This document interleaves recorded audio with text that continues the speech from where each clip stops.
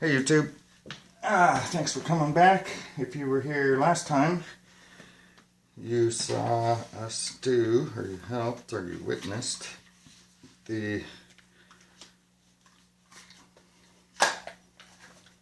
FOREND rail. It's clean, it's empty. On the cheap, what I did, if you remember, is this is the original FOREND. I bought a second one from Kel-Tec. Back then they were 16 bucks, and the Canadian dollar was worth $1 US, so it was really cheap even for us. And cut a window in it, pretty much with the tools you see laying around here, to accommodate one of these aim shot little barrel clamp rails to enable us to mount a red dot, a flashlight, whatever, two things, because two windows. So that was a way cheaper way to get a mount to enable you to put accessories on your SUB2000, compared to, for Canadians, probably like $300 for an indexable red line FOREND. The Kel-Tec FORENDs, the aluminum ones, I think are $100. Still very expensive for us Canadians. That'd be like $140 plus shipping. There's another cheap way.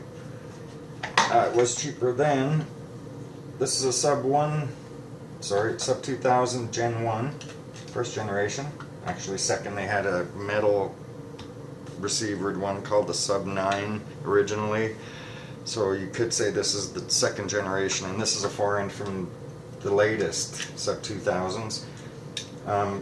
You were able to get these from Kel-Tec for $16 US. I think now they're up to about $40 US. So they're borderline worth it for Canadians again. But if you can get one out of them, here's how there's a little trick involved. In order to get it on, first of all, you need to fold or partially fold your firearm, and then get the other side on first. It can be kind of tricky until you say that. You expect it to. Alright, so you got that on, but it's flopping around like that. I don't know if you're able to see that gap right there.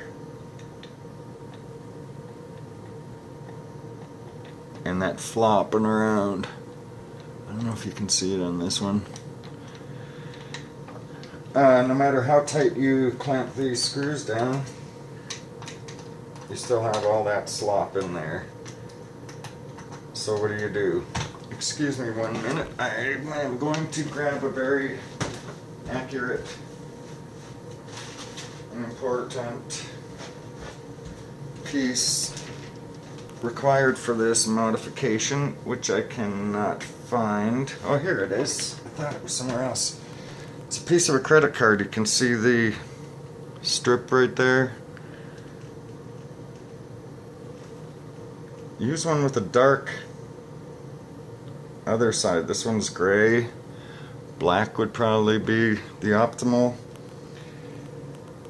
Whatever you want to use, but the thickness of a credit card is about the perfect thickness to wedge in that gap.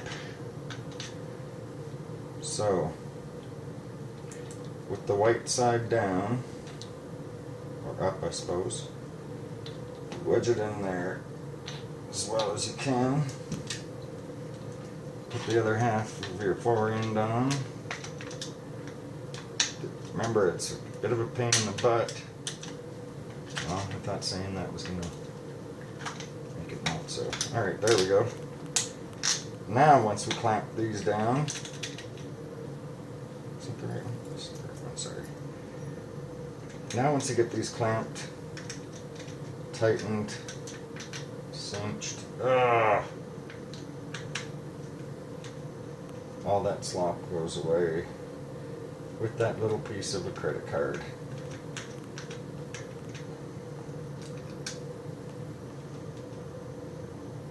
I'm only doing doing 2 up. Don't worry, fellas, I'll be right with you. Just thinking it's probably not biting in on this side. Just has a lot of distance to go. So there you have it. It's tight. Once you get them all tightened up, it's absolutely tight with no slop left whatsoever. And you have yourself a SUB2000 Gen 1 with the 2nd generation FOREND. And they were $16. That was nice. And so for a left-handed shooter, on goes your optic. I put my accessory way up here, red dot, cheap Chinese copy. Off everything comes. Boom, boom. Maybe I put it on the other way. Whoopsies, regardless. I like it. Works well. Fits well. It's a cheap way to be able to mount. That's what I usually do. Because as soon as you try to mount something on the top, as you may well know, you can't close it anymore. Well, you sure can with this thing. Let me show you. Let me show you.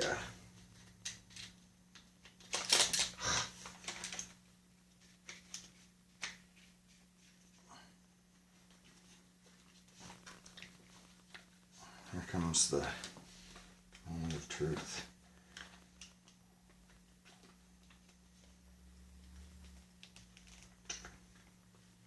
Boom.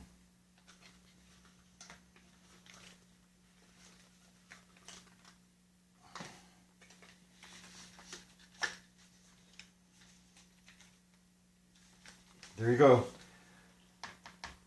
On the cheap, way to mount stuff to your SUB2000. Got one more option coming up next video, guys. Thanks for watching.